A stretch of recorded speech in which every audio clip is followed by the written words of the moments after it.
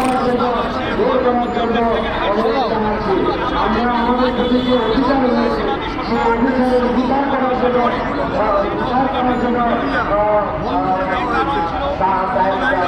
তাদের প্রতি আহ্বান জানাচ্ছি। আমরা আসলে অবিলম্বে আমাদের ১৪টি মামলা প্রত্যাহার করা হবে। দেশে যে আমাদের সবকিছু অত্যাচার হয়েছে এগুলো ক্লিয়ার করা হবে। আমাদের যে ক্ষতিপূরণ মামলা রয়েছে আমাদেরকে উপযুক্ত ক্ষতিপূরণ দেওয়া হবে। আমি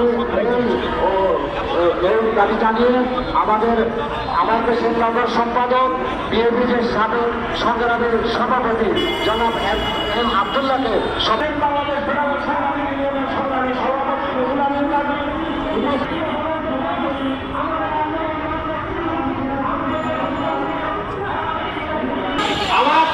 আমার দেশ পরিবারের পক্ষ থেকে এখন খুব সংক্ষেপে এক মিনিট বক্তব্য রাখবেন বিশিষ্ট প্রকাশক